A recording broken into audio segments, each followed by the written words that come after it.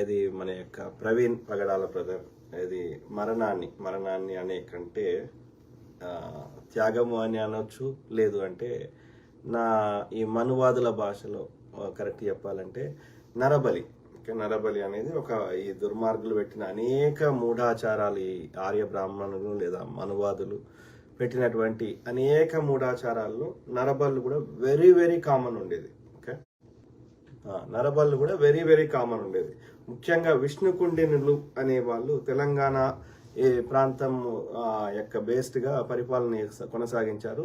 వాళ్ళ కాలంలోనే అసలు ఈ గుళ్ళు అంతకుముందు ఓపెన్ విగ్రహాలు ఉండేవి.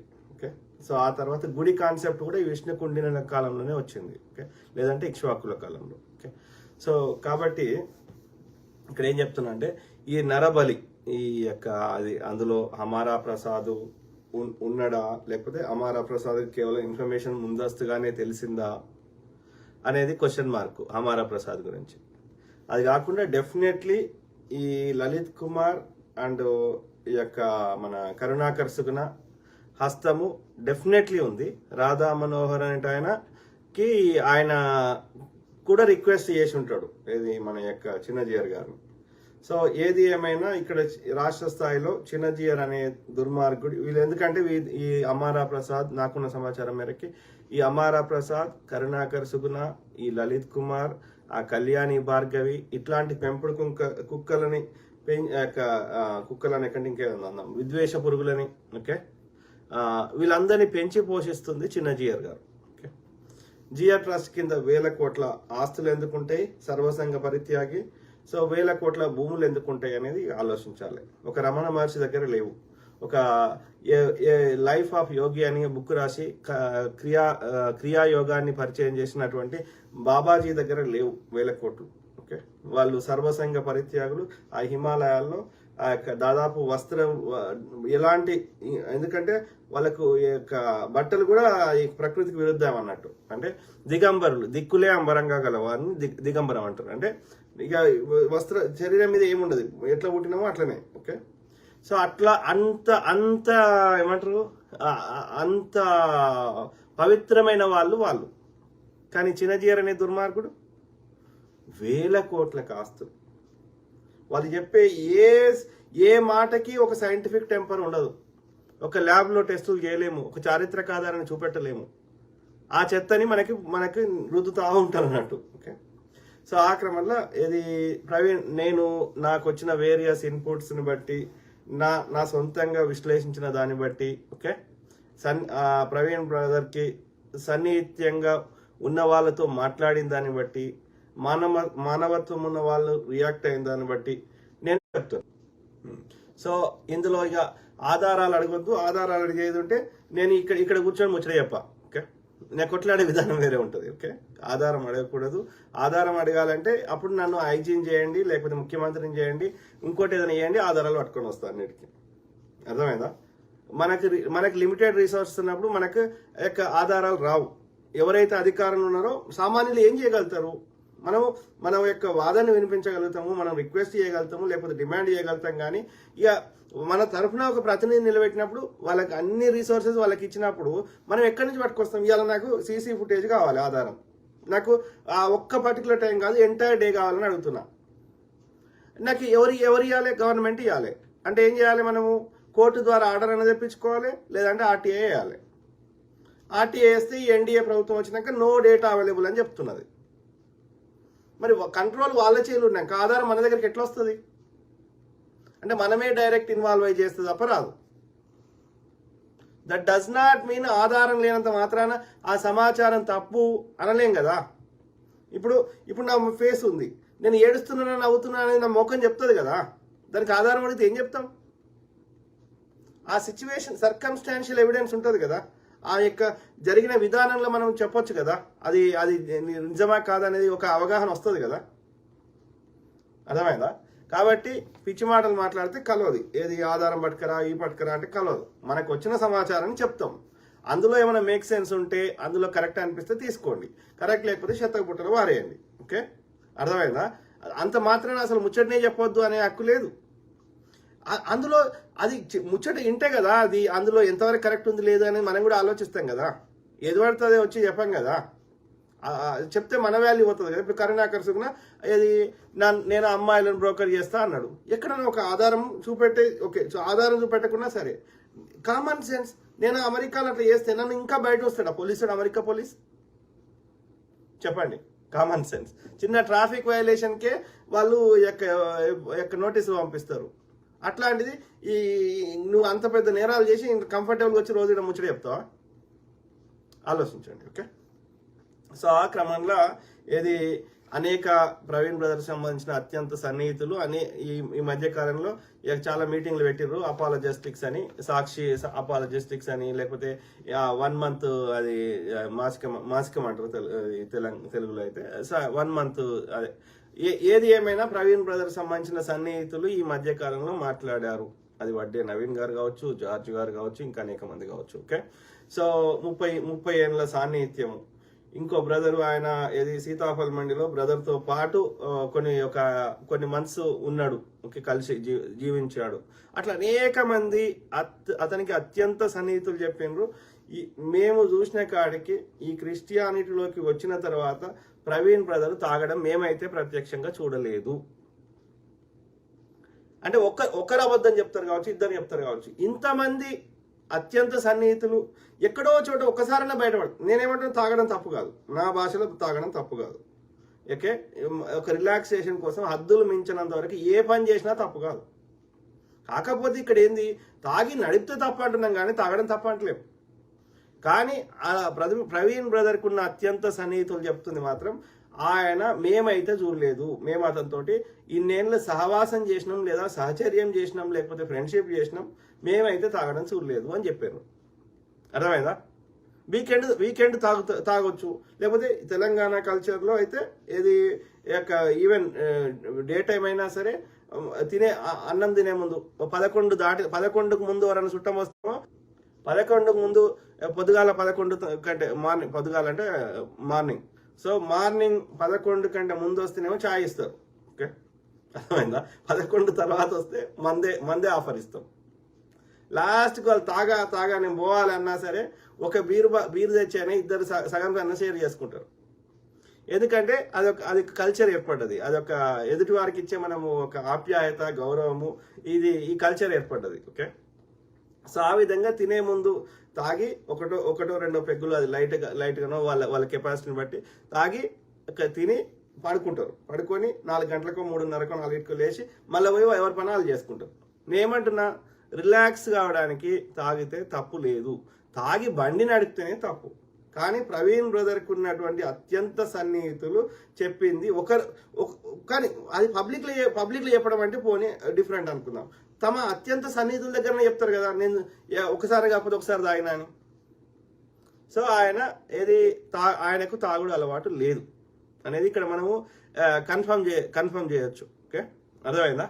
సో అదొకటైంది. ఇంకోటి, కొంతమంది భార్యాభర్తల మధ్యలో గొడవలు అయినాయి అనేది కొంతమంది ఇక పేర్లు రాని అవసరం, కానీ అది కూడా ఆమె సన్నిహితుల దగ్గర వచ్చి చెప్పుకున్నది జెసికా సిస్టర్ అని ఇట్లా కొంతమంది అన్నారు. అయితే వాళ్ళు వ్యాపారాలు ఆయనకు సాఫ్ట్వేర్ కంపెనీ, కాఫీ షాపు ఇట్లా అనేకం ఉన్నాయి. ఓకే, అంటే ఆయన is a business man. Okay, అమెరికాలో చాలా ఏళ్ళు ఉండొచ్చాడు.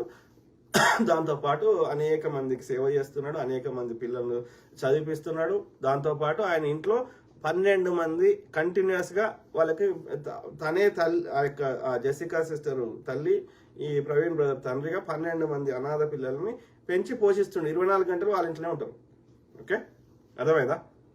సో వీళ్ళు 24 గంటలు ఉన్నప్పుడు వీళ్ళెవరు చూడలేదు ఆయన తాగడం. ఓకే, సరే అది చెప్పేసిన, దాని గురించి ఎక్స్ప్లెయిన్ చేసిన. అయితే భార్యాభర్తల మధ్య గొడవలు అంటే ఆ కాఫీ షాప్ రిలేటెడ్గా ఏది ఎవరైతే ఇద్దరు పార్ట్నర్షిప్లు ఉన్నారో, సో వాళ్ళ మధ్యలో ఆ వ్యాపార నిమిత్తం ఏదో చిన్న మనస్పర్ధలు వచ్చినాయి తప్ప అంతకుమించి వీళ్ళ వ్యక్తిగత జీవితంలో అట్లాంటివి ఏం లేవు. ఇది గుడ్ అండర్స్టాండింగ్ ఉన్న అన్యోన్య బాంధవ్యం ఉన్నటువంటి కపుల్ అనేది మనకి చాలా, అంటే బ్రదర్ ఆ సిస్టర్ని చాలా ప్రేమ చేస్తాడు, సిస్టర్ కూడా బ్రదర్ని ప్రేమ చేస్తుంది. ప్రేమ వివాహమే. ఓకే, అర్థమైందా? సో కాబట్టి ఆ బిజినెస్ రిలేటెడ్గా ఏది మనస్పర్ధలు ఎవరి ఇంట్లోనే వస్తాయి, కానీ అది that has nothing to do with this incident. Okay, ఈ ఇన్సిడెంట్కి అది సంబంధం లేదు. అర్థమైందా? ఇక తర్వాత పోస్ట్ మార్టం రిపోర్ట్స్ గురించి ఇక అందరు మాట్లాడినరు. ఇక అది మనము ఇప్పుడు అదేమైనా రియల్ అయితే మాట్లాడవచ్చు, పోస్ట్ మార్టం రిపోర్ట్లు నిజం అయితే మాట్లాడవచ్చు. నిజం కాని దాని గురించి ఏం మాట్లాడతాం, ఫేక్ దాని గురించి ఏం మాట్లాడతాం. సో కాబట్టి నేను పోస్ట్ మార్టం రిపోర్ట్ లోపలికి పోతలేను. ఓకే, ఆ తర్వాత ఇది ఒక వేరే సోర్స్ నుంచి, నా రెగ్యులర్ సోర్స్ కాకుండా వేరే సోర్స్ నుంచి వచ్చిన వరకు ఫిబ్రవరి ఎండింగ్ 26, 27, 28 నుంచి మార్చి 4 మధ్యలో 9.5 లక్షల కోట్ల ఏదో స్కామ్ అయింది. ఈ బీజేపీ వాళ్ళు లేకపోతే వీళ్ళందరూ ఆ 9.5 లక్షల కోట్లు పంచుకున్నారు. ఈ సంఘ్ పరివార్ వారు, వీళ్ళు మఠాధిపతులు దీని నుంచి దృష్టి మరల్చే ప్రయత్నంలో కూడా జరగవచ్చేమో అని ఒక అడ్వకేట్ గారు చెప్పారు. ఎంతవరకు నిజమో నాకు తెలియదు. సో ముచ్చట మీ ముందు ఎందుకు పెడుతున్నా అంటే మీరు ఏమన్నా దాని మీద ఇన్పుట్ ఇస్తారేమో అని. ఓకే, నా దగ్గర ఆధారం లేదు. ఓకే, నాకు వచ్చిన ఇన్ఫర్మేషన్ చెప్తున్నా అంతవరకు. సో అది కాకుండా మెయిన్ చెప్తా, నాకు వేరియస్ సోర్స్ నుంచి వచ్చిన ఇన్ఫర్మేషన్ వేరియస్ కాదు, ఒకటే సోర్స్ నుంచి వచ్చిన ఇన్ఫర్మేషన్ షేర్ చేస్తా. అది ఎంతవరకు కరెక్ట్ ఉంది, ఎంతవరకు తప్పు ఉంది అని నాకు కరెక్ట్ అనిపిస్తేనే చెప్తున్నా. ఓకే, అందులో నేను నమ్ముతున్నా అందులో అట్లీస్ట్ ఒక 70% అయినా కరెక్ట్ ఉండి ఉంటుంది. ఎందుకంటే నాకు చెప్పిన వ్యక్తి ఎవరైతే ఉన్నారో ఆయన కరెక్ట్ సోర్స్, ఆయన కరెక్ట్ చెప్తుండా లేదో తెలియదు మనకి కదా. కాబట్టి నాకు తెలియదు, కానీ ఆ వే ఆఫ్ ఎక్స్ప్లెయినింగ్, ఆ వే ఆఫ్ సీక్వెన్స్ ఆఫ్ అంత పర్టికులర్ డీటెయిల్స్ చెప్తున్నప్పుడు అది నిజం అనిపిస్తుంది నాకు. సో దాన్ని మీ ముందు ఉంచుతా. అందులో మేక్ సెన్స్ ఉంటే అది తీసుకోండి. ఆ ఇన్ఫర్మేషన్ ఆధారంగా మీరు కూడా ఆలోచించండి. మీకు కూడా వేరియస్ ఇన్పుట్స్ వస్తుంది, అది కూడా షేర్ చేయండి. దాన్ని బట్టి నెక్స్ట్ ఎట్లా కొట్లాడాలి, ఏం చేయాలి, ఇంకొకరు ఇట్లా బలి కాకుండా ఎట్లా ఉండాలి, ప్లస్ ఇందులో ఏమైనా న్యాయం దొరికే అవకాశం ఉందా అని పరిశీలించవచ్చు. కాబట్టి మీ ముందు ఇన్ఫర్మేషన్ పెడుతున్నా. Okay, that does not mean నా దగ్గర ఆధారం ఉన్నట్టు కాదు. ఓకే, అర్థమైందా? ఆధారం ఉంటే, ఆధారం కావాలంటే నన్ను ఐజీని చేయండి, ముఖ్యమంత్రిని చేయండి. ఓకే, నేను ఆధారాలు తీసుకొస్తా. Simple.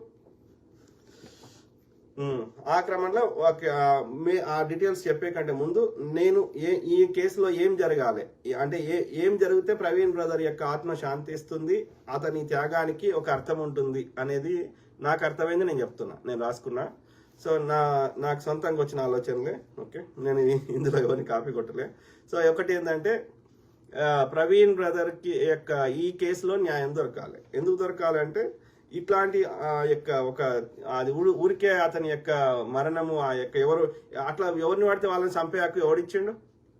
Yes, if you are differing with ideology we fight in a democratic way. Okay, ప్రజాస్వామిక పద్ధతిలో మనం పోరాటం చేస్తాం. ఓకే, మన ఐడియా ఇప్పుడు నేను 10 ఏళ్ల నుంచి ముచ్చడి చెప్తున్నా, అంతే తప్ప పోయి అన్ని చంపు ఇన్ని చంపు చేస్తలేం కదా.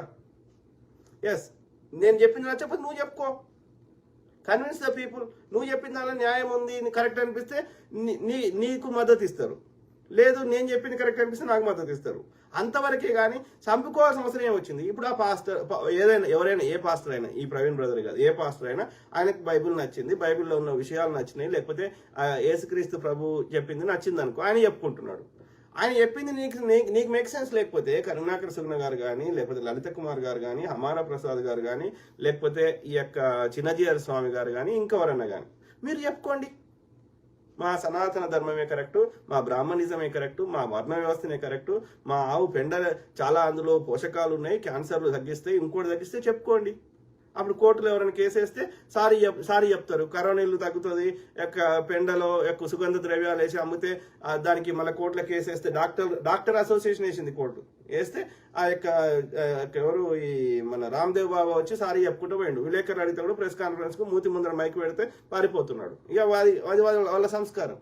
అయినా సరే చెప్పుకుంటారు కదా, అయినా చెప్పుకుంటారు కదా, చెప్పుకోండి, ఎవరొద్దన్నారు, మేము ఆపుతలేం కదా. ఎవరికైనా భావ స్వేచ్ఛ ఉంది. ప్రజాస్వామిక దేశం ఉన్న అది అమెరికా కావచ్చు, అమెరికా రాజ్యాంగం కానీ, భారతదేశ రాజ్యాంగం కానీ. అమెరికా అనేది ఓల్డెస్ట్ డెమోక్రసీ. ఓకే, అంటే చాలా ఏళ్ల కింద స్వతంత్రం వచ్చింది. అట్లనే ఇండియా అనేది లార్జెస్ట్ డెమోక్రసీ, ఎందుకంటే పాపులేషన్ ఎక్కువ ఉంది కాబట్టి, జనాభా ఎక్కువ ఉంది. సో ప్రజాస్వామిక ఉన్న ఏ దేశంలో అయినా ఎవరికైనా భావస్వేచ్ఛ ఉంది, చెప్పుకోండి. మీరు చెప్పిన సిద్ధాంతం నచ్చితే మీకు ప్రజలు యొక్క మద్దతు ఇస్తారు, అంతే. లేకపోతే ఎవరు చెప్పింది నచ్చితే వాళ్ళు ఇస్తారు. అంతేగాని ఒకరి స్వేచ్ఛను తీసేసి హక్కు నీకోడు ఇచ్చిండు. అది చిన్నజీయర్ స్వామి గారు ఆలోచించుకోమని కోరుతున్నా. ఇదైతే మా హిందుత్వం అని చెప్పలే, మా మూలవాసన హిందుత్వం అయితే చెప్పలే, హింస ఏమని చెప్పలే, అర్థమైందా? మా బుద్ధిజం చెప్పలే, మా జైనిజం చెప్పలే. ఓకే, మీ యొక్క ఆర్యులు చెప్పిన ఈ నరబలులు, జంతు బలులు, ఈ కాన్సెప్ట్ మీరు మీ యజ్ఞాలు యాగాల్లో అన్ని వేయాలి, జంతువులను వేయాలి, అశ్వాన్ని మేధం చేసి చంపేసి అది యొక్క ఆ మాంసం తినాలి, ఇవి మేము చెప్పలే. మీ ఆర్య పుస్తకాలైన రామాయణము, మీ మహాభారతము, మీ వేదాలు, మీ ఉపనిషత్తులు ఉంది తప్ప మా యొక్క మూలవాసుల యొక్క గ్రంథాలు లేదు. మీరు ఏదైతే మా మూలవాసుల గ్రంథాలైన 9 యూనివర్సిటీలు, ఉదయగిరి, రత్నగిరి, వల్లభి యొక్క అట్లనే ఈ యొక్క ఇది నలంద, మా పుస్తకాలన్నీ అంత జ్ఞానము, అంత ఆయుర్వేదము అంత ఉన్నాయి. 8 నెలలు కాలబెట్టిర్రు. ఎందుకు కాలబెట్టిర్రు? మా మూలవాసులము, మా యొక్క ఏది జ్ఞానవంతులము ఉండొద్దు. అర్థమైందా? కాబట్టి ఈ డిఫరెన్స్ మనం గ్రహించాలి. ఈ ఆర్యులు వేరు, ఆర్య బ్రాహ్మణులు లేదా ఆర్యులు వేరు, బ్రహ్మ ముక్కులకెళ్ళి వచ్చిన వాళ్ళు వేరు, మిగతా వాళ్ళందరూ వేరు. ఇది మనం గ్రహించాలి. మిగతా వాళ్ళందరూ మూలవాసులు, బ్రహ్మ ముక్కులకెళ్ళి వచ్చిన వాళ్ళు మాత్రమే బ్రాహ్మణులు, ఆర్యులు. ఓకే, ఈ బ్రహ్మ అనేటైనా మన దేశమైనా కాదు, విష్ణు అనేటైనా మన దేశమైనా కాదు. సింపుల్. సో ఆ క్రమంలో ఏది నేను కోరుకుంటుంది ఏంటంటే వీ నీడ్ జస్టిస్, అంటే న్యాయం జరగాలి. న్యాయం జరగాలంటే దోషులకు శిక్షలు పడాలి. అర్థమైందా? నిష్పక్షపాతమైన విచారణ జరగాలి, దోషులకు శిక్షలు పడాలి. అది మన మొదటి చర్య తీసుకో. అది మొదటి డిమాండ్ లేదా చర్య. ఓకే, అది కాకుండా అది స్లో ప్రాసెస్. ఈ బీజేపీ అధికారం ఉన్నంతసేపు అది ఎంతవరకు న్యాయం సక్సెస్ అవుతాం అనేది అది ఒక పెద్ద క్వశ్చన్ మార్క్. ఎందుకంటే దానికి సంబంధించిన ఆధారాలు ఏదున్నా సరే పోలీసుల ద్వారా వాళ్ళు ఏది లేకుండా చేసేసారు. అది సీసీటీవీ ఫుటేజ్లు కావచ్చు, లేదు అంటే యొక్క ప్రవీణ్ ఇది యాక్సిడెంట్ అని కన్ఫర్మ్ చేసిండ్రు. యాక్సిడెంట్ అనే దిశగా ఫస్ట్ నుంచి ఉన్నాక ప్రవీణ్ బ్రదర్ యొక్క ల్యాప్టాప్ కానీ, ఐప్యాడ్ కానీ, లేకపోతే ఎందుకు తీసుకోవాల్సిన అవసరం ఏమొచ్చింది? ఇప్పటివరకు ప్రవీణ్ బ్రదర్ ఫోన్లు ఎక్కడున్నాయి? ఇంకా ఎందుకు రిటర్న్ కేసు క్లోజ్ చేసినాక, యాక్సిడెంట్ అని కన్ఫర్మ్ చేసినాక ఇంకా ఎందుకు ఇస్తలేరు? అవి ఎందుకు ఇస్తలేరు? Personal belongings. ప్రవీణ్ బ్రదర్ చేతికి 2 ఉంగరాలు ఉండే అంట, అవి ప్లాటినం. మరి అవి ఎక్కడికి పోయినాయి? ఆయన ఫోన్లు ఎక్కడికి పోయినాయి? ఇంకా ఆయన ఐప్యాడ్ యొక్క ల్యాప్టాప్ ఇంకా ఎందుకు ఫ్యామిలీ మెంబర్స్కి ఇస్తలేరు? దానికి ఈ యాక్సిడెంట్కి ఏం సంబంధం? సో అంటే ఎక్కడ డేటా ఉన్నా మాయం చేయాలి. అర్థమైందా? సో అట్లా అది కాకుండా అన్ని ఎక్కడెక్కడైతే ఆ దొంగ ప్రవీణ్ పోయిన ప్లేస్లో కానీ, వ్యాపారాలు కానీ ఎక్కడున్నా సరే అసలు ప్రవీణ్ పోయినాయి కానీ అన్ని సీసీటీవీ ఫుటేజ్లు వాళ్ళ దగ్గర ఉన్న డేటా అంతా ఎందుకు తీసుకుపోయారు? నయారా పెట్రోల్ బంక్ దగ్గర ఉన్న 3 సీసీటీవీ ఫుటేజ్ల డేటాను ఎందుకు తీసుకుపోయారు? ఎవరైనా ఆర్టీఐ చేసి డేటా అడిగితే మాకు 15 రోజుల కంటే ముందు మా డేటా మా దగ్గర ఉండదని చెప్తున్నారు. ఎందుకు చేస్తున్నారు అంటే అందులో నిజాన్ని బయటకు రాకుండా చేయడమే కదా. ఎవరైనా కోర్టులకు వేసేస్తే ఆ దోషులకు శిక్షలు పడతాయనే కదా. అయినా సరే ఇక మరి ఎట్లా కొట్లాడాలనో ఏం చేయాలనో ఈ యొక్క ఉట్టినే స్పీచ్లు ఇచ్చి హర్ష కుమార్ గారు, ఐఏఎస్ విజయ్ కుమార్ గారు, లేకపోతే కేఏ పాల్ గారు, ఇంకెవరైనా సరే స్పీచ్లు అతని యొక్క అత్యంత సన్నిహితులైనా సరే స్పీచ్లు ఇస్తే సరిపోదు కదా. నేను గమనించింది ఈ ముగ్గురు ఐఏఎస్ విజయ్ కుమార్ గారైనా, కేఏ పాల్ గారైనా, హర్ష కుమార్ గారైనా వాళ్ళు రాజకీయంగా ఎదగాలని ప్రయత్నం చేస్తున్నారు. నేను తప్పు పడతలేను. కాకపోతే ఎవరి అంబిషన్స్ వాళ్ళకున్నాయి. యూట్యూబర్లు వాళ్ళ వ్యూస్ పెంచుకుంటున్నారు, ఇంకోరు చేస్తున్నారు. కానీ చేసుకోండి, నేను అందులో 1% తప్పు పడతలేను. కాకపోతే అట్లీస్ట్ మీ స్వలాభం పొందుతున్నప్పటికీ అసలు ఇన్సిడెంట్కి కొంతన్నా మీరు ప్రయోజనకరంగా అది మన చర్యల రూపంలో ఉండాలి కదా. ముచ్చటగా నేను 7 సముద్రాల అవతల నేను చెప్పిన దానికి మీరు చెప్పిన దానికి ఎంత తేడా ఉంది? మీరు చెప్పిన వాటికంటే నేను ఇంకా మోర్ రిలయబుల్ ఇన్ఫర్మేషన్ ఇస్తున్నా. ఓకే, కాబట్టి అది కాదు ఇక్కడ పాయింట్. ముచ్చట ఓకే చెప్పండి, కానీ don't stop it there. Okay, try to take some actions. ఒక అందరితోటి ఒక కామన్ గ్రౌండ్ తీసుకొచ్చి ఒక జేఏసీ లాంటిది ఏర్పరిచి, ఓకే, అందరి అభిప్రాయాలు 100% కలవాలని రూల్ లేదు, కానీ come up with an action plan. Okay, అర్థమైందా? ఒక ప్రణాళిక, ఏమేం చర్యలు తీసుకుందాం, what is our action plan. ఒక కామన్ గ్రౌండ్ లో కొట్లాడితే దానికి అర్థం ఉంటుంది. ఓకే, అర్థమైందా? సో అది అవసరం. ఏది ఆ తర్వాత ఇదేంది మర్డర్ సంబంధించిన ఆధారాలు ఏమైనా దొరుకుతాయా, పట్టొచ్చా అనేది ఒకటి. రెండోది అది కోర్టుల ద్వారా ఎట్లా న్యాయం, దోషులకు ఎట్లా శిక్షలు పడతాయి అనేది ఆలోచించాల్సిన విషయం. ఓకే, అది కాకుండా ఇక అవి కొంచెం స్లో ప్రాసెస్ ఉంటుంది. బట్ కలెక్టివ్ కష్టపడితే వెనక ముందు మనకి న్యాయం దొరకవచ్చు. కానీ అది లెంత్ స్లో ప్రాసెస్. ఓకే, ఏది ఈ న్యాయ దోషులకు శిక్షలు పడడం అనేది, evidence collection and the culprits have to be punished. దోషులకు శిక్షలు పడడము, ఆధారాలు సేకరించడం, ఈ రెండు కొంచెం slow process. But we will achieve it takes time. అది కాకుండా ఇంకా మనం ఈజీగా చేయగలిగిన పనులు ఏం చేయొచ్చు అంటే, దయచేసి నేను చెప్తున్నా, వాళ్ళ కుటుంబ సభ్యులు కూడా బయటకు రావాలని ఆ యొక్క వాళ్ళ బ్రదర్ కిరణ్ కుమార్ గారైనా లేకపోతే జెసికా సిస్టర్ గారైనా బయటకు రావాలని, జెసికా కోమల్ సిస్టర్, సో బయటకు రావాలి. Yes, we feel sorry for the loss of Praveen brother. ఆయన కేవలం ఇది మీ యొక్క కుటుంబ సమస్య కాదు, ఎందుకంటే ప్రవీణ్ బ్రదర్ యొక్క కాంట్రిబ్యూషన్ ఈజ్, ఇప్పుడు ఇంతమంది ఎందుకు బాధపడుతున్నారు? ఒక అనామకుడు, దిక్కులేనోడు, ఎవడో ఒక తాగుబోతో లేకపోతే ఒక సమాజానికి పెద్ద కాంట్రిబ్యూషన్ చేయని వారు చనిపోతే ఇంత పెద్ద లెవెల్లో, ఇంటర్నేషనల్ లెవెల్లో ఇంతమంది యొక్క ఇంక్లూడింగ్ నాట్ ఓన్లీ యొక్క అతన్ని ప్రత్యేకంగా చూసిన వాళ్ళు, అతనితో అసోసియేషన్ ఉన్న వాళ్ళకి కాకుండా యొక్క మనకి ఈ ఇన్సిడెంట్కి ఎలాంటి సంబంధం లేని వాళ్ళు, మన యొక్క ఎథ్నిసిటీ, మన ఇండియన్ ఎథ్నిసిటీ లేని వారు కూడా వీడియోలలో మాట్లాడుతున్నారు. నేను చూసిన ఒక నల్ల ఆయన, ఆఫ్రికన్ అమెరికన్, ఆయన మాట్లాడుతున్నాడు, ఏది వీడియోలో మాట్లాడుతున్నాడు. సో ఇంతమంది ఎందుకు రియాక్ట్ అవుతారు? అతని లోపల విషయం లేకపోతే, అతను చేసిన కాంట్రిబ్యూషన్లో కానికి అర్థం లేకపోతే, అతను చూపెట్టిన మానవత్వానికి అర్థం లేకపోతే. అంటే ఏమంటున్నా, ప్రవీణ్ బ్రదర్ కేవలం జెసికా కోమల్ సిస్టర్కి మాత్రమే పరిమితమైన వ్యక్తి కాదు, యాంటోనీ కిరణ్ కుమార్ గారికి మాత్రమే పరిమితమైన వ్యక్తి కాదు. ఆయన కాంట్రిబ్యూషన్, ఆయన 4 పుస్తకాలు రాసిండు, ఆయన ఇన్ని స్పీచ్లు ఇచ్చిండు, ఎన్ని పుస్తకాలు రాసిండు, ఆయన యొక్క లైబ్రరీయే ఎన్ని పుస్తకాలతో నిండి ఉంది. అన్ని విషయాల మీద అంత పరిపూర్ణమైన అవగాహన ఉంది. ఎన్ని డిబేట్లు చేసిండు, ఎంతమంది పిల్లల్ని చదివిస్తున్నాడు, ఎంతమంది పిల్లల్ని పోషిస్తున్నాడు. అంటే his contribution is bigger than just ఆయన కేవలం ఒక కుటుంబానికి పరిమితం చేస్తే ఆయనని చిన్నగా చేసినట్టు అవుతుంది. అర్థమైందా? కాబట్టి Praveen Pagadala brother is no longer just belongs to his family, is beyond that level. అర్థమైందా? ఒక డాక్టర్ బాబాసాహెబ్ అంబేద్కర్ గారు, ఒక మహాత్మా గాంధీ గారు, ఒక నెహ్రూ గారు ఎట్లయితే ఇవాళ జాతీయ నాయకులైనరో, వాళ్ళ పంతా వేరుండొచ్చు, వాళ్ళ యొక్క డైరెక్షన్ వేరుండొచ్చు, బట్ ప్రవీణ్ బ్రదర్ ఆల్సో ఆ కోవలోకే చెందుతారు. ఆయన కేవలం జెసికా కోమల్ సిస్టర్కి మాత్రమే పరిమితమైన వ్యక్తి కాదు. ఇది గ్రహించాలే వాళ్ళ కుటుంబ సభ్యులు. అది యాంటోనీ కిరణ్ కుమార్ గారైనా వాళ్ళ బ్రదర్, అట్లనే జెసికా కోమల్ సిస్టర్ గారైనా సరే. ఓకే, అర్థమైందా? ఎందుకో నేను వైర్లెస్ అది రీబూట్ చేసేది గడికోసారి మధ్యలో ఇబ్బంది పెడుతుంది. సో అయితే నేనేమంటున్నా అంటే, కాబట్టి ఇది ఈజ్ ఏ పబ్లిక్ మ్యాన్, ప్రజల మనిషి. కాబట్టి ప్రజలందరి యొక్క మేమందరం భాగస్వామ్యంగా మాట్లాడతాము, మేము చేస్తాము. ఓకే, దానికి వాళ్ళ కుటుంబ సభ్యులు సహకరించాలి. ఓకే, మేమందరం, ఎందుకంటే మా అందరికి కూడా ఆయన చేసిన మంచి పనులతోటి మాకు సాంగత్యం ఉంది. అర్థమైందా? అది గ్రహించమని నేను వాళ్ళ కుటుంబ సభ్యులకు రిక్వెస్ట్ చేస్తున్నా, ప్రజలందరి తరఫున. ఓకే, సో ప్రవీణ్ బ్రదర్ని ఎట్లయినా తీసుకురాలేము. కనీసం ఆయన చరిత్రలో ఆయన యొక్క త్యాగాన్ని, ఆయన యొక్క కాంట్రిబ్యూషన్ని చరిత్రను నిలవడానికి సహకరించండి జెసికా సిస్టర్ గారు. దయచేసి we understand your pain, we show empathy and sympathy for the loss of Praveen brother, especially మీ యొక్క కూతురు. మనం అంటే పెద్దోళ్ళమైన అడల్ట్ అయినాం. ఓకే, మన ఎమోషన్స్ కంట్రోల్ చేసుకోగలుగుతాం. కానీ ఆ చిన్నారి బ్రదర్కి ఇద్దరు కూతుర్లు ఉన్నారు. చిన్న పాప మరీ చిన్నామే, అరౌండ్ ఎంత ఉన్నా కరెక్ట్ అయితే తెలియదు, కానీ చిన్నామే. పెద్ద ఆమె అరౌండ్ 17 ఉంది, చిన్నామె అరౌండ్ 5 or 7 నాకు కరెక్ట్ తెలియదు. సో చిన్న పాప. సో ఇప్పుడు మిగతా వాళ్ళం అంటే మన పెద్ద అడల్ట్స్ కాబట్టి మన ఎమోషన్స్ కంట్రోల్ చేయగలుగుతాం. కానీ ఆ పిల్లలకి రెస్ట్ ఆఫ్ ద లైఫ్ వాళ్ళ తండ్రి లేడే, తండ్రిని తీసుకురాలేమే, ఆ తండ్రి ప్రేమను తీసుకురాలేమే, ఆ లాస్ని ఎవరు పూరించలేమే కదా. కాబట్టి we understand the pain, but what is the alternative? Can we bring him back? No.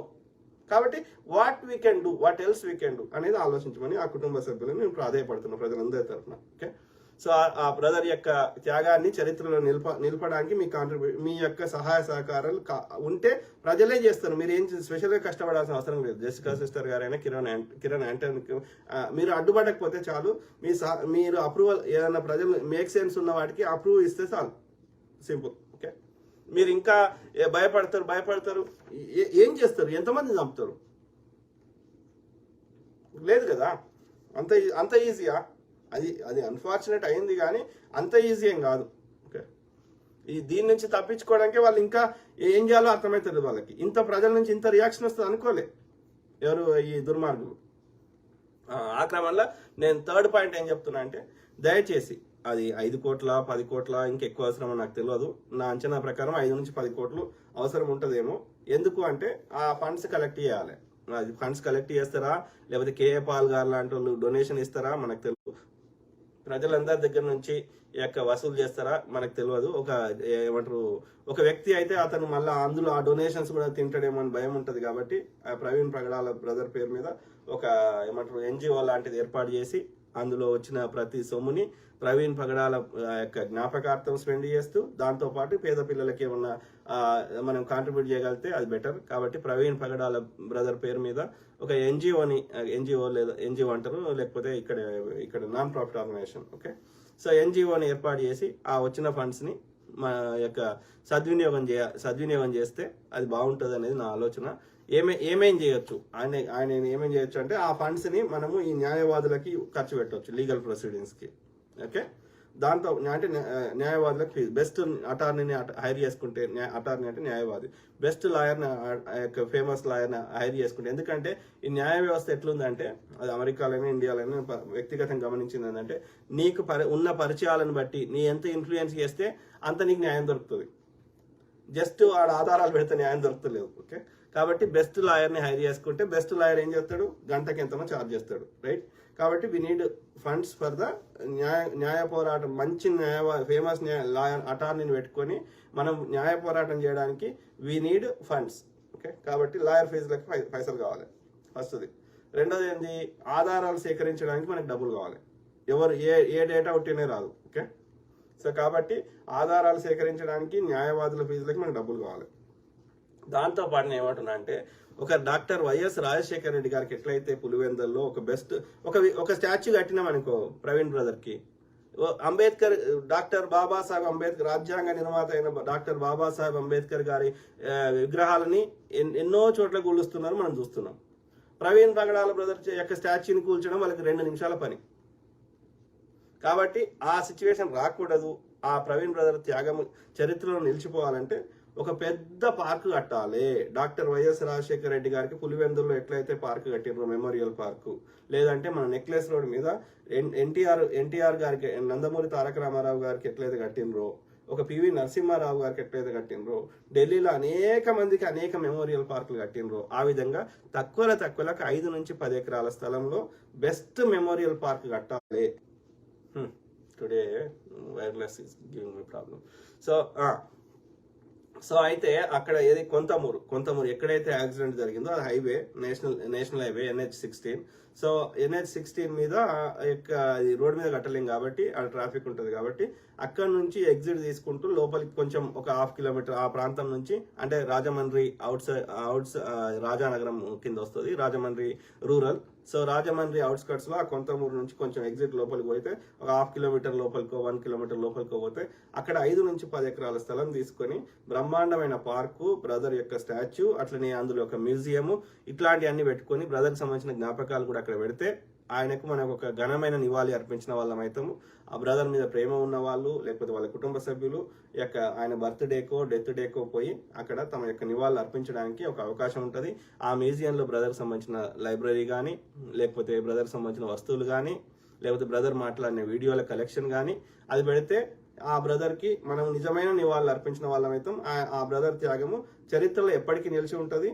At the same time ఈ యొక్క దుర్మార్గులైన లలిత్ కుమార్ లాంటి, ఈ యొక్క అమారా ప్రసాద్ లాంటి, ఈ యొక్క కరుణాకర్ సుగుణ లాంటి, ఈ చిన్నజీయర్ లాంటి మనువాదులకి ఆ బ్రదర్ యొక్క మెమోరియల్ పార్కు, అక్కడ స్టాచ్యూ అవి చూడంగానే ఒక గజ వనకాలే, ఉచ్చబడాలి చెప్తున్నా. ఇంకొక ఎవరిని కూడా ఓకే చంపాలంటే అట్లాంటి ఆలోచన కూడా వాడికి చచ్చిపోవాలి. సో అన్ని రకాలుగా ఉంటుంది. కాబట్టి బెస్ట్ మెమోరియల్ పార్క్ కట్టడానికి ఆలోచించమని కోరుతున్నా. ఏదో కేవలం ఇది ప్రెస్ కాన్ఫరెన్స్కి వచ్చి మీటింగ్ పెట్టేసి వెళ్ళిపోతా అంటే కలవదు. మాజీ ఎంపీ హర్ష కుమార్ గారు ex IAS officer Vijay Kumar గారు, అట్లనే అందరికంటే పెద్ద నోరేసుకుంటున్న కేఏ పాల్ గారు. ఓకే, నేను ట్రంప్తో మాట్లాడతా, నేను ఈ ఫండ్స్ తెస్తా, ఆ ఫండ్స్ తెస్తా, షో ఇట్ ఇన్ యాక్షన్స్ మన యొక్క ఏది కేఏ పాల్ గారు.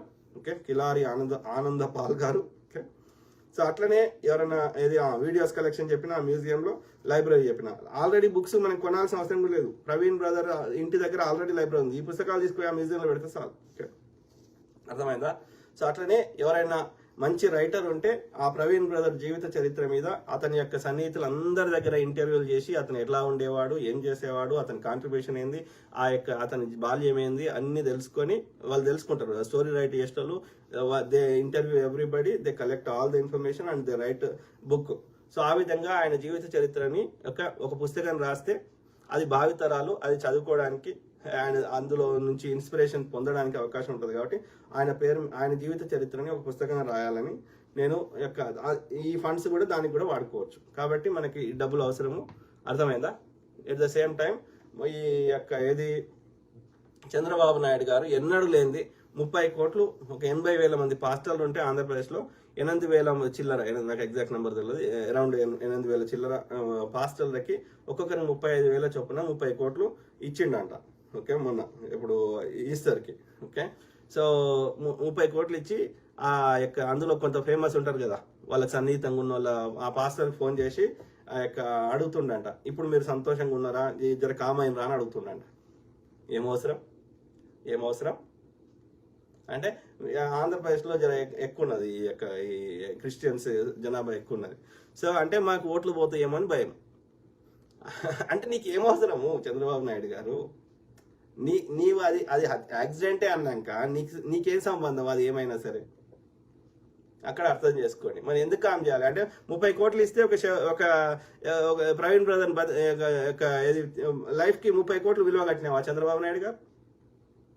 ఆలోచించండి దయచేసి. ఓకే, అర్థమైందా? ఇక ఆయన అనిల్ జాబేజ్ కొండూరు అనేట ఆయనతో కూడా మాట్లాడినా, నాకు అట్లా పరిచయం ఇట్లా పరిచయం అంటుండే, కానీ ఆయన ఏదేదో మాట్లాడుతున్నాడు, 1% కూడా మేక్ సెన్స్గా మాట్లాడతలేడు. ఇక ఆయన విజ్ఞతకి వదిలేస్తున్నా. ఓకే, సో అయితే ఇక నేను మీ కామెంట్లు చదివే ముందు నాకు మెయిన్ సోర్స్ అప్పుడు ఎవరైతే చెప్పినరో ఆ బ్రదర్ ఆయన చెప్పిందే చెప్తున్నా. ఓకే, ఇక ఆయన గురించి కూడా నీకు సోర్స్ ఎవరు, ఎక్కడి నుంచి, ఆయన పేరేంది, ఇట్లాంటివి అడుగుతున్నారు వాళ్ళు. ఎవడు ఆర్టీఓడో ఇంకోడో లేకపోతే ఇంకోడోడో, ఇక ఏ పేర్లు అనవసరం, కానీ అదే లోకేష్కి సన్నిహితులు లేకపోతే ఇంకోరు అంటే ఆయనను కూడా చంపేద్దామని కదా, రైట్? ఏ ఆధారం దొరికినా వదలరు కదా. సరే, కానీ నేను ఎవరికి ఇప్పటివరకు అతను ఎవరు ఏంటిది అనేది ఇప్పటివరకు ఎవరికి చెప్పను కూడా. ఓకే, సరే, ఏది ఏమైనా ఆయన పేరు కూడా అది ఒరిజినల్ కాదో నాకు తెలియదు, నాకు చెప్తున్నారు. ఓకే, నాకెందుకు చెప్తున్నారు? ఎందుకంటే నాకు ఫాలోయింగ్ ఎక్కువ ఉంది కాబట్టి నేను భయపడకుండా చెప్తా. కాబట్టి వాళ్ళు సేకరించిన సమాచారం నలుగురికి చేరాలన్న తాపత్రయంతో వాళ్ళు చెప్తున్నారు. ఓకే, న్యాయం దొరకాలని. ఓకే, కాబట్టి నేను షేర్ చేస్తున్నా. ఓకే, ఇందులో మేక్ సెన్స్ లేకపోతే మీరు దాన్ని ఇగ్నోర్ చేయొచ్చు, చెత్తకుప్పలు వారేయచ్చు. ఓకే, మళ్ళీ నన్ను ఆధారం అడగకండి, నాకు వచ్చిన ఇన్ఫర్మేషన్ చెప్తున్నా. ఎందుకు చెప్తున్నా అంటే నాకు కూడా కరెక్ట్ అనిపించింది కాబట్టి చెప్తున్నా. ఫస్ట్ థింగ్, అందులో 100% కరెక్టా కాకపోవచ్చు, ఒక 70% అనే కరెక్ట్ కావచ్చు. ఓకే, నేను చెప్తే అందులో మీరు కూడా ఆలోచిస్తారు కదా, ఇది కరెక్టా తప్ప అని ఆలోచించి అందులోనే మేక్ సెన్స్ ఉంటే మనం అందరం కలిసి ఒక చర్య తీసుకోవడానికి అవకాశం ఉంటుంది కదా, అందుకని చెప్తున్నా. అంతకుమించి నాకు 100% ఆధారాలు నాకు చెప్పి చేస్తే, నా ముందడి చేస్తే, లేకపోతే నేనే ఐజీ అయితే, నేనే ముఖ్యమంత్రి అయితే ఇప్పటివరకు ఆధారాలు అన్నీ నాకు వచ్చేవి. నేను ముచ్చట మాత్రమే చెప్తున్నా, నాకు వచ్చిన సోర్స్ ఇన్ఫర్మేషన్ చెప్తున్నా. అందులో మేక్ సెన్స్ ఉంటుంది తీసుకోండి, మేక్ సెన్స్ లేకపోతే మీ ఇంటికాడ చెత్తబుట్టు ఉంటుంది కదా, అలా వారేయండి. సో ఆ విధంగా లేటెస్ట్ ఇన్ఫర్మేషన్ ఆ బ్రదర్ చెప్పింది నేను చెప్తున్నా. ఏమని, ఏది ring leader is doctor S Krishnamraju MD. Ring leader ఎవరు? ఎస్ కృష్ణంరాజు ఎవరు అంటే మీరు ఆ పోస్ట్ మార్టం రిపోర్ట్ చూడండి, అందులో సంతకం ఉంటుంది అనుకుంటా ఆయనది కూడా. ఓకే, ఈ డాక్టర్ది. Okay, so each doctor got 50 lakhs for fake reports including lady doctor. Okay, ఈ పోస్ట్ మార్టం రిపోర్ట్ రాసిన డాక్టర్లకి ఒక్కొక్క డాక్టర్కి 50 లక్షలు ఇచ్చారు ఫేక్ రిపోర్ట్ రాయడానికి, ఫేక్ పోస్ట్ మార్టం రిపోర్ట్ రాయడానికి అని ఇక్కడ నాకు ఆ బ్రదర్ షేర్ చేసిన ముచ్చటని మీకు షేర్ చేస్తున్నా. తర్వాత ఇందులో ఒక లేడీ డాక్టర్ కూడా ఉంది ఈ రిపోర్ట్ పోస్ట్ మార్టం రిపోర్ట్ రాసిన దానిలో. లోకేష్ ఇన్స్ట్రక్టెడ్ డాక్టర్ కృష్ణంరాజు అంటే ఈ మన యొక్క చంద్రబాబు నాయుడు కొడుకు ఒక ముద్దపప్పు అయినటువంటి లోకేష్ గారు ఏది ఆ డాక్టర్ కృష్ణంరాజు ఎండి గారికి ఒక్కొక్కరికి 50 లక్షలు ఇస్తా అని చెప్పడం జరిగింది. ఒక్కొక్కరికి 50 లక్షలు ఇస్తా ఈ ఫేక్ రిపోర్ట్ రాయమని. ఎందుకు నేను అడిగిన అంటే ఇందులో మరి లోకేష్ గారిదే డైరెక్ట్ ఇన్వాల్వ్మెంట్ ఉందా అని అడిగిన నేను. ఎందుకు అడగాల్సి వచ్చింది అంటే అది ఫేకే కావచ్చు, ఫేకే అన్నారు. ఏది రేవంత్ రెడ్డి గారిని ఒక మీటింగ్ లో కలిసిండు ప్రవీణ్ బ్రదర్ అని ఒక ఫోటో షేర్ చేస్తున్నారు, ఒక ఆమె షేర్ చేసింది, సౌజన్య అడ్వకేట్ అంటే ఆమె ఎవరో. సో అట్లనే ఈ యొక్క ఒక అడ్వకేట్ నాకేం చెప్పిండంటే ఈ కొన్ని రోజు ఆయనకు వచ్చిన సమాచారం అంటే ఎంతవరకు కరెక్ట్ నాకు కూడా తెలియదు, నేనేం ఫోటోలు వీడియోలు ఏం చూడలేదు. కానీ ఈ లోకేష్ గారిని కలిసిండు ఏదో బహిరంగ సభలో ఎక్కడ పర్సనల్ గానో ప్రవీణ్ బ్రదర్. సో క్రిస్టియన్ ఓట్లని మాకు వేయించు అంటే ప్రవీణ్ బ్రదర్ చక్కగా ఆన్సర్ ఇవ్వలేదు అని, కాబట్టి అది కూడా కోపం పెట్టుకున్నాడేమో. అంటే ఆ విధంగా నాకేమనిపించింది అంటే లోకేష్ చేయించండా అని అనుకున్నా. సో కానీ ఈ సోర్స్ని అడిగిన లోకేష్ చేయించిందా అంటే కాదు, ఇక్కడ లోకేష్ ఇన్వాల్వ్మెంట్ లేదు. లోకేష్ కేవలం ఈయన అమిత్ షాకి పప్పెట్టు, అమిత్ షా చెప్పినట్టు వింటాడు. సో అది కేవలం దాన్ని యాక్సిడెంట్ గా చిత్రీకరించడానికి అది హత్య లెక్క ఉండకుండా ఉండడానికి ఈయన లోకేష్ సహకరిస్తున్నాడు, కానీ లోకేష్ ఇన్వాల్వ్మెంట్ లేదు అని చెప్పిండు నాకు ఈ సోర్స్. ఓకే, అయితే ఈ నారా లోకేష్ డాక్టర్ కృష్ణంరాజు ఎండికి 50 లక్షలు, ఒక్కొక్క డాక్టర్కి 50 లక్షలు చొప్పున ఈ కృష్ణంరాజుకి చెప్పి మిగతా వాళ్ళకి డబ్బులు ఇవ్వమని చెప్పిండు. అందులో ఒక లేడీ డాక్టర్ కూడా ఉంది అని చెప్పిండు. Post mortem report intentionally delayed according to the instructions of Lokesh చెప్పిన ప్రకారం కావాలని పోస్ట్ మార్టం జనరల్ గా 24 గంటలు లేదా 48 గంటలు అంటే ఒక రోజు లేదా 2 రోజులు ఇస్తారు. అట్లాంటి 18 రోజులు ఇంకెక్కువనో చేసిర్రు. సో ఎందుకని చేసిర్రు అంటే కావాలని నారా లోకేష్ గారు, చంద్రబాబు నాయుడు కొడుకు ముద్దపప్పు అయిన నారా లోకేష్ గారు ఏమని చెప్పారంటే పోస్ట్ మార్టం రిపోర్ట్ లేట్ చేయమని చెప్పారంట. వాళ్ళు ఉన్నదే చదువుతున్నా, ఇంగ్లీష్ చదివింది తెలుగులో నేను అందరికి అర్థం కావాలని నేను తెలుగులో చెప్తున్నా. ఆయన టైప్ చేసింది నేను మళ్ళీ చదువుతున్నా. Lady doctor didn't mention her name in the report, కానీ ఆ రిపోర్ట్లో పోస్ట్ మార్టం రిపోర్ట్లో లేడీ డాక్టర్ పేరు లేదు అని చెప్తున్నాడు. Doctor S Krishnamraju set the deal of 50 lakhs for each doctor for report manipulation. ఈ రిపోర్ట్ ని అది యాక్సిడెంట్ లెక్క రాయడానికి ఒక్కొక్క డాక్టర్కి 50 లక్షలు చొప్పున ఆ డాక్టర్ కృష్ణంరాజు ద్వారా నారా లోకేష్ ఇప్పించిండు. అంటే నారా లోకేష్ పైన ఇంకా అమిత్ షా, ఇంకా చిన్నజీరు ఓడాడు. ఓకే, నాకు అర్థమైంది ఆ చైనా ఇవన్నిటిని చూస్తే. ఓకే, ఇక్కడ సోర్స్ ఏంది అంటే రాధా మనోహర్ దాస్ నుంచి మొదలు పెడితే రాధా మనోహర్ దాస్, కరుణాకర్ సుగుణ, హమారా ప్రసాద్, ఈ లలిత్ కుమార్, వీళ్ళందరూ ఈ చిన్నజీఆర్కి రిక్వెస్ట్ చేసిండు వీళ్ళు ఎట్లయినా లేపేయాలని చెప్పి. చిన్నజీఆర్ ఏం చేసిండు అంటే ఆ భూపతి రాజుకి చెప్పిండు. భూపతి రాజు ఏం చేసిండు అంటే లేకపోతే చిన్నజీఆర్ డైరెక్ట్ చెప్పిండు అమిత్ షాకి. అమిత్ షా అప్రూవల్ ఎందుకు కావాలంటే ఈ రేపొద్దున కేసులైనా ఏదైనా మమ్మల్ని రక్షించాలి. ఇది China faction. Okay, Amit Shah approval వచ్చినాక ఈ భూపతి రాజు ఇన్వాల్వ్ అయ్యి ఆ యొక్క కిరాయి వాళ్ళని హైర్ చేసుకొని వాళ్ళకి సుపారీ ఇచ్చి పని కానిచ్చినాక దీన్ని కామ్ చేయడము. ఈ ఆంధ్ర యొక్క కమ్మ మీడియాది చంద్రబాబు నాయుడుకి సంబంధించిన మీడియా. సో వాళ్ళు దీన్ని యాక్సిడెంట్ లెక్క చిత్రీకరించడానికి ఈ అనిల్ జాబేజ్ లాంటి వాళ్ళు, లోకేష్ లాంటి వాళ్ళు, వీళ్ళందరూ దీన్ని యాక్సిడెంట్ లెక్క, ఐజీ లాంటి వాళ్ళు దీన్ని యాక్సిడెంట్ లెక్క క్రియేట్ చేయడానికి, అట్లనే ఈ డాక్టర్లు దీన్ని యాక్సిడెంట్ లెక్క క్రియేట్ చేయడానికి వీళ్ళందరూ కష్టపడుతున్నారు ఇప్పుడు. అర్థమైందా? ఎందుకంటే వీళ్ళకి రావాల్సిన వాటాలు మూటలు అందుతున్నాయి. అంటే ఇక్కడ 2 పార్ట్స్. ఓకే, బిఫోర్ ద హత్య, ఆఫ్టర్ ది హత్య. బిఫోర్ ద హత్య ఏంటంటే ప్లానింగ్, ఎగ్జిక్యూషన్. అది యాక్సిడెంట్, అది హత్య చేయడానికి ఎవరెవరి ఇన్వాల్వ్మెంట్ ఉంది అనేది అదొక పార్ట్. ఫస్ట్ సినిమా ఇంటర్వెల్కి ముందు. ఇంటర్వెల్ తర్వాత ఏంది దాన్ని యాక్సిడెంట్ లెక్క చిత్రీకరించడానికి పడుతున్న కష్టాలు, పాటలు. ఓకే, అట్లా బిఫోర్ ఇంటర్వెల్ ఎవరెవరు ఇన్వాల్వ్మెంట్ ఉంది ఈ కింద నుంచి మొదలు పెడితే అమారా ప్రసాద్, కరుణాకర్ సుగుణ, లలిత్ కుమార్, రాధా మనోహర్ దాస్ అండ్ ఈ యొక్క చిన్నజీఆర్. అండ్ ఆ పైన పోతే అమిత్ షా నుంచి భూపతి రాజు నుంచి సుపారి గ్యాంగ్. ఇది ఇంటర్వ్యూకి ముందు, హత్యకు ముందు. హత్య తర్వాత ఈ ఆంధ్ర కమ్మ మీడియా, టీడీపీకి అనుకూలంగా పనిచేసే మీడియా సంస్థలు, ఈ చిల్లర కమ్ముడు పోయే అనిల్ జాబేజ్ లాంటి వాళ్ళు, తర్వాత ఈ నారా లోకేష్ గారు, ఈ డాక్టర్లు, లేకపోతే లాయర్లు, లేకపోతే జడ్జిలు, వీళ్ళంతా ఈ యొక్క ఇది యాక్సిడెంట్ లెక్క క్రియేట్ చేసే ప్రయత్నం, హత్య కాదు అని చెప్పడానికి. ఓకే, సో అదొక ఇన్ఫర్మేషన్ వచ్చింది. అది కాకుండా ఇంకేం చెప్పిండు ఆ బ్రదరు, ఏం చెప్పిండు చూద్దాం, చదువుతాం, ఉన్నదన్నట్టు చదువుతాం. Update, they killed Praveen Pragadala according to the specifications given by Chinna Jeeyar Swamy. గతంలో చెప్పిన మళ్ళీ చెప్తున్నా. సో మళ్ళీ ఎందుకంటే ఆయన మళ్ళీ టైప్ చేసిన మళ్ళీ చెప్తున్నా. సో ఏది చిన్నజీఆర్ స్వామి చెప్పిన యొక్క డీటెయిల్స్ ప్రకారం ఎట్లా చంపాలి, ఏం చేయాలనేది చిన్నజీఆర్ స్వామి చెప్పిన ప్రకారమే చంపిండు అని చెప్తున్నాడు ఆ బ్రదర్. తర్వాత ఏం చెప్తుండు, Chinna Jeeyar Swamy personally explained the procedure especially the axe అంటే గొడ్డలి axe shot on his mouth to Karunakar Suguna. Chinna Jeeyar Swamy personal గా ఎట్లా చంపాలనేది ఎవరికి చెప్పిండంట, కరుణాకర్ సుగుణకి చెప్పిండంట, గొడ్డలతోటి మూతి మీద ఎందుకు కొట్టాలనేది. Okay, and Karunakar Suguna explain it to the middle man. Middle man అంటే ఆ మధ్యవర్తి, ఎవడైతే సుపారి ఉన్నాడో లేకపోతే మధ్యవర్తి middle man between contract killers and Bhupathi Raju. ఈ భూపతి రాజుకి ఈ కాంట్రాక్ట్ కిల్లర్ కి అంటే ఈ సుపారి గ్యాంగ్ మధ్యలో ఇంకోటి ఉన్నాడంట. ఆ మధ్యవర్తికి ఎవడు చెప్పిండంట, కరుణాకర్.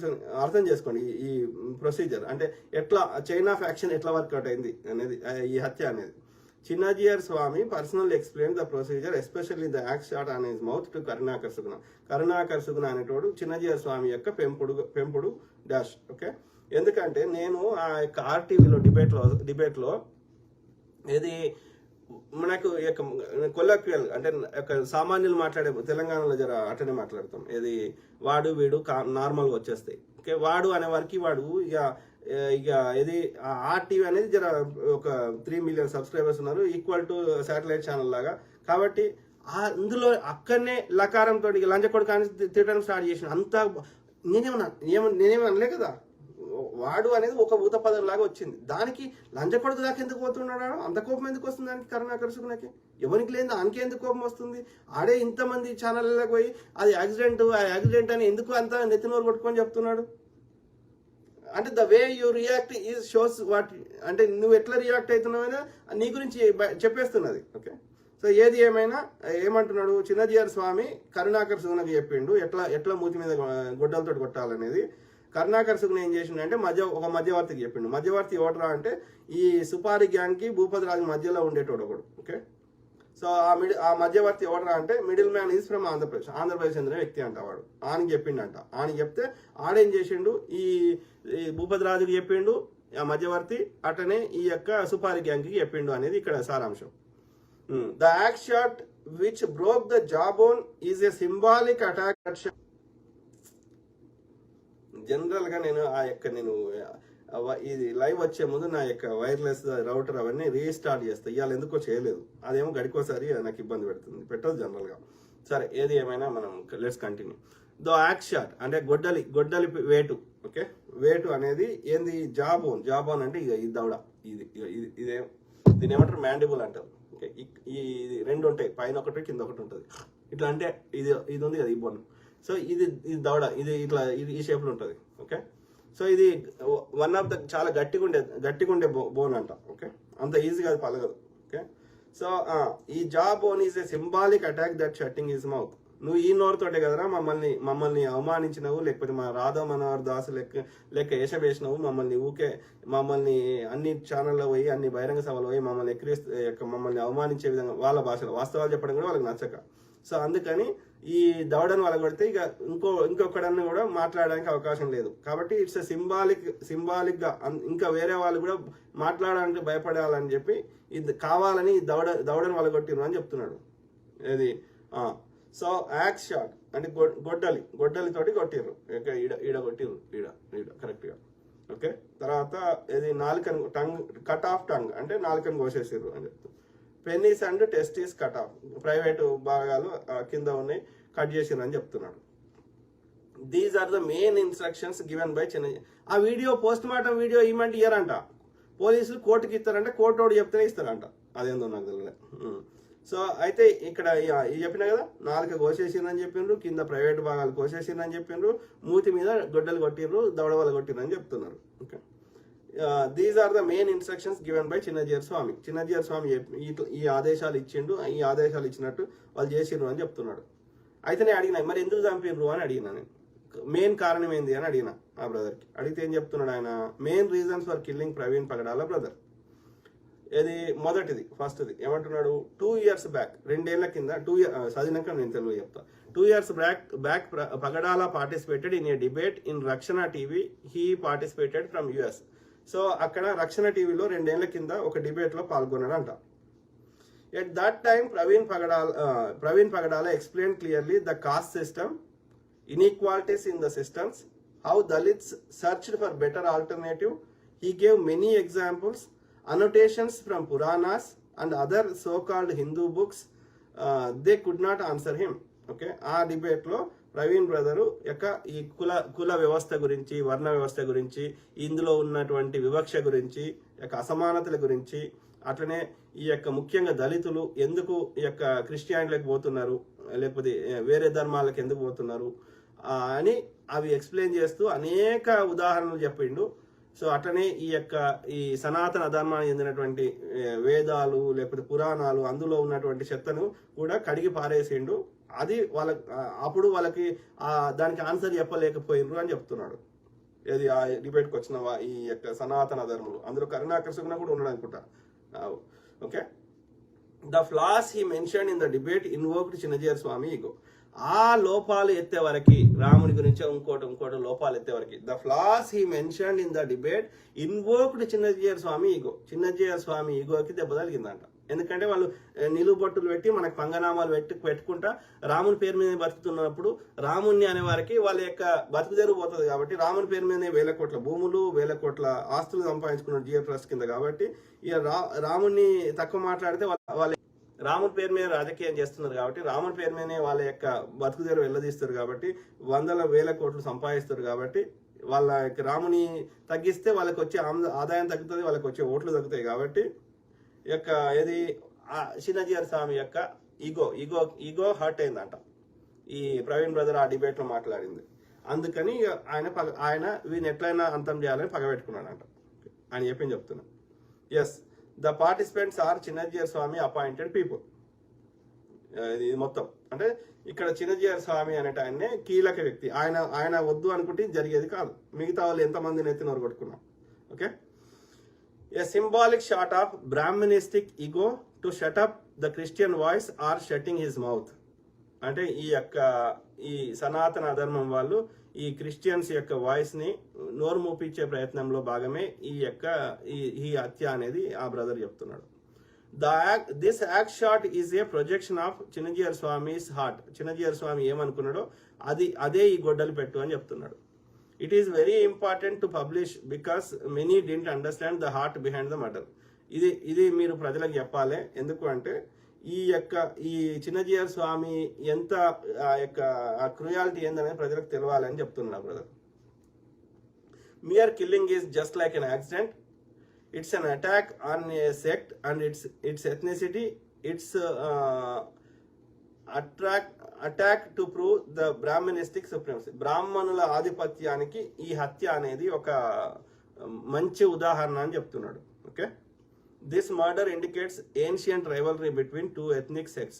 సో పురాతనంగా లేదా సనాతనంగా అనాదిగా వస్తున్నటువంటి రెండు వర్గాల మధ్య ఉన్న వర్గ పోరికి ఈ హత్య అనేది ఒక సూచకం అని చెప్తున్నాడు. In all aspects, Praveen Pagadala's physical life is against the Manudharma Shastra and Chanakya Niti, which disqualified him to live in India. So, Praveen brother, ఆయన జీవన విధానం కానీ ఇవన్నీ కూడా ఈ మనుధర్మ శాస్త్రానికి పూర్తి భిన్నంగా ఉన్నాయి, ఈ చాణక్య నీతికి. కాబట్టి అతను బతకడానికి వీల్లేదని ఈ బ్రాహ్మణులు చంపేశారనేది దాని సారాంశం. ఓకే, అర్థమైందా? ఇంకా ఈ కేసు రిలేటెడ్ ఇంకేమన్నా ఇన్ఫర్మేషన్ ఏమైనా ఉందా నా దగ్గర? సో గతంలో చెప్పింది నేను రిపీట్ చేస్తాను, మళ్ళీ అవసరం లేదు. ఓకే, సో అది పరిస్థితి. మీ కామెంట్ చదువుదాం, దెన్ విల్ బి డన్. దాదాపు అని చెప్పినా, యా ఐ థింక్ సో. ఇంకే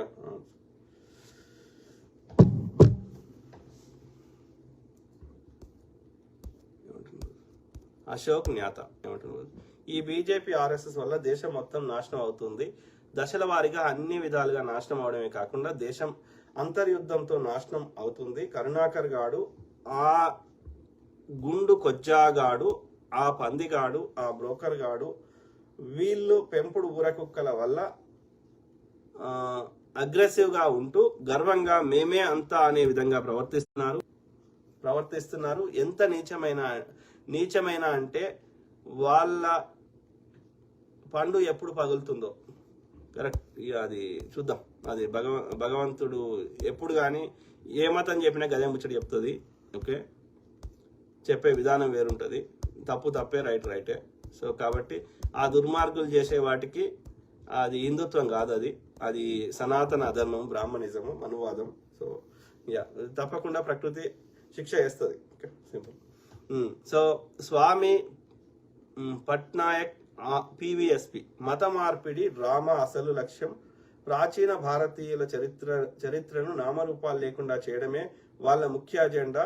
క్రిస్టియన్ ఇస్లామిక్ మతాల అసలు సృష్టికర్త అరిస్టాటిల్ గాడే అసలైన అల్లా. వాడి ఆదేశానుసారమే బైబిల్, ఖురాన్ అనే రెండు భారతీయ సంస్కృతికి పూర్తి వ్యతిరేకంగా ఉండే గ్రంథాలు లిఖించబడ్డాయి. క్రిస్టియన్స్ అంటే చదవని అందులో ఏమైనా మేక్ సెన్స్ ఉంటే ఓకే, లేకపోతే మనం వివరణిద్దాం. క్రిస్టియన్స్ అంటే ఇటర్నల్స్, ఇస్లాం అంటే డీవియేటర్స్, ఏటర్నల్స్ ముఖ్య లక్ష్యం ప్రజల్లో ఉండి మత మార్పిడి చేయడం. డీవియేటర్స్ ముఖ్య లక్షణం ప్రాణాలు తీసి అయినా మతాన్ని విస్తరించడం. ఈ రెండు మతాలను 32 నేటో కూటమి దేశాలు తెర వెనుక ఉండి నడిపిస్తున్నాయి. ఆ నేటో కూటమి దేశాల నాయకులు అమెరికా, బ్రిటన్, ఫ్రాన్స్, జర్మనీ దేశాలు. సైన్స్ అండ్ టెక్నాలజీని సృష్టించింది రామాయణ భారతీయులు. వాళ్ళ చరిత్రను నామరూపాలు లేకుండా చేసేందుకే ప్రపంచ కాలాన్ని క్రీస్తు పూర్వము, క్రీస్తు శకం అని విభజించారు. క్రీస్తు పూర్వం అంటే కృష్ణుడి కాలం పూర్వానికి సంబంధించిన చరిత్రను నామరూపాలు లేకుండా చేసి, ఏడి అంటే ఆనో డొమిని అనగా ఈ ప్రపంచాన్ని విరుద్ధ భక్తి భావజాలంతో తన్నుకునేలా చేసి తద్వారా అబద్ధపు చరిత్రను, అంత పెద్దగా రాసినది బ్రదర్, సింపుల్ రాయాలి, చేసి తద్వారా అబద్ధపు చరిత్రను లిఖించి అబద్ధపు శాస్త్రవేత్తల్ని పరిచయం చేసి సైన్స్ మరియు టెక్నాలజీని తామే సృష్టించామని ఒక ఫేక్ హిస్టరీని ఫ్రేమ్ చేసి ఆ సైన్స్ అండ్ టెక్నాలజీ తాలూకు కాపీ పేటెంట్ రైట్స్ ని వాళ్ళ వైపు పునః సృష్టించేందుకే అరిస్టాటిల్ కాలం నుండి మొదలైన డ్రామా మత మార్పిడి. సైన్స్ అండ్ టెక్నాలజీ సమాచారం అంతా కూడా వేద విజ్ఞాన సారమే. ఈ వేద జ్ఞానాన్ని భారత్లో లేకుండా చేసేందుకే క్రిస్టియన్ ఇస్లామిక్ మతాలు భారత్లోకి అడుగుపెట్టాయి. బ్రాహ్మణుడు అంటే ఒక టీచర్, ఒక డాక్టర్, ఒక ఇంజనీర్, ఒక ప్రోగ్రామర్, స్ట్రక్చర్ క్రియేటర్ అనగా